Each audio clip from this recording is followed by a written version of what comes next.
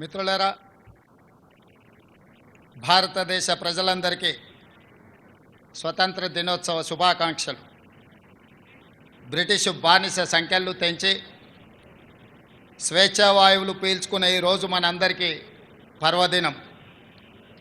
మన దేశ అస్తిత్వాన్ని, ఆత్మగౌరవాన్ని మువ్వన్నెల జెండాగా సగర్వంగా ఎగరేసిన ఈరోజు దేశ చరిత్రలో సువర్ణ అక్షరాలతో లిఖించదగ్గ రోజు. ఈరోజు మనం అనుభవిస్తున్న స్వేచ్ఛ, స్వాతంత్రం ఎందరో మహనీయుల త్యాగ ఫలం, సుదీర్ఘ పోరాట ఫలితం, అనేక ప్రాణ త్యాగాలు, అనేక జీవిత త్యాగాల ఫలితం ఈ స్వాతంత్రం. ఎందరో మహామౌల త్యాగాల వెలకట్టలేని బహుమతి ఈ స్వాతంత్రం. అటువంటి మహనీయులందరికీ శిరస్సు వంచి వినమ్రంగా నమస్కరిస్తున్నాను. వారి త్యాగాలను స్మరిస్తూ తెలంగాణ రాష్ట్ర ప్రజల తరఫున వారందరికీ కృతజ్ఞతలు తెలియజేస్తున్నాను. పోరాటం అంటే ఘర్షణ, యుద్ధం, హింస. కానీ ప్రపంచ చరిత్రలోనే ఆయుధం లేని యుద్ధాన్ని మన స్వతంత్ర పోరాటం, అహింసనే ఆయుధంగా మలిచి చేసిన మహాసంగ్రామం మన స్వతంత్ర సంగ్రామం. అహింస అనే ఆయుధంతో ఇంత గొప్ప విజయాన్ని సాధించవచ్చు అని రుజువు చేసి ప్రపంచానికి సరికొత్త యుద్ధ తంత్రాన్ని చూపించిన దేశం మనది. ఆ ఘనత, ఆ కీర్తి జాతిపిత మహాత్మా గాంధీకి దక్కుతుంది. ఈ సందర్భంగా ఆ మహనీయుడి దార్శనికతకు శిరస్సు వంచి నమస్కరిస్తున్నాను. ఈ దేశానికి స్వతంత్రం సాధించడంలో గమ్యం చేరినట్టు కాదు. అప్పుడప్పుడే పురుడు పోసుకున్న ప్రజాస్వామ్య దేశం ఒకవైపు సవలాక్ష సమస్యలు, మరోవైపు దేశ విభజన గాయాలు, ఇంకోవైపు దేశ గుండెలపై సంస్థానాల కుప్పట్లు.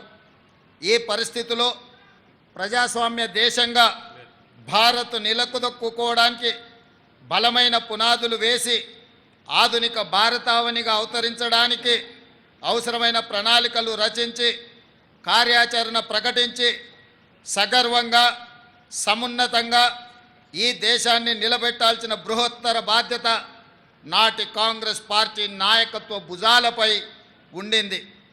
అజాగ్రత్తగా ఉన్న, అలసత్వం వహించిన, రాజనీతి లోపించిన, దూరదృష్టి కొరవడిన నేడు మనం ఉన్న ఈ భారతదేశం ఒక కలగానే మిగిలిపోయేది.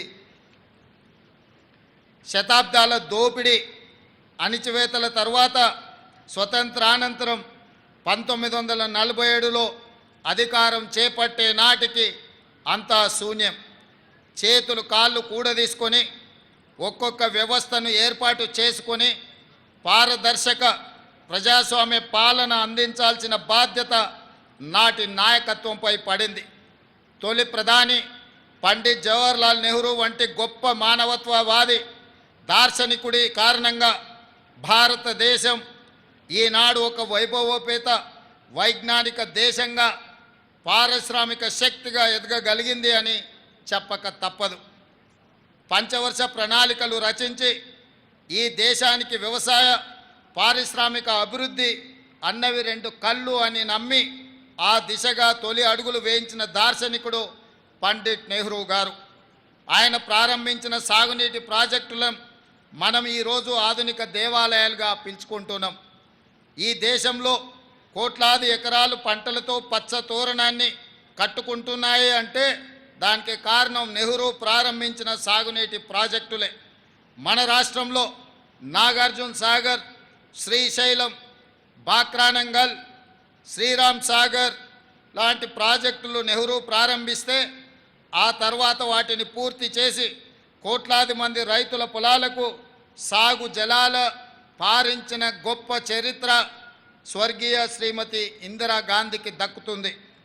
అంతేకాదు పారిశ్రామికంగా BHEL, ECIL, IDPL, మిదాని వంటి ఎన్నో ప్రభుత్వ రంగ సంస్థలు ఆ స్వర్ణయుగంలో నెలకొల్పబడినయే.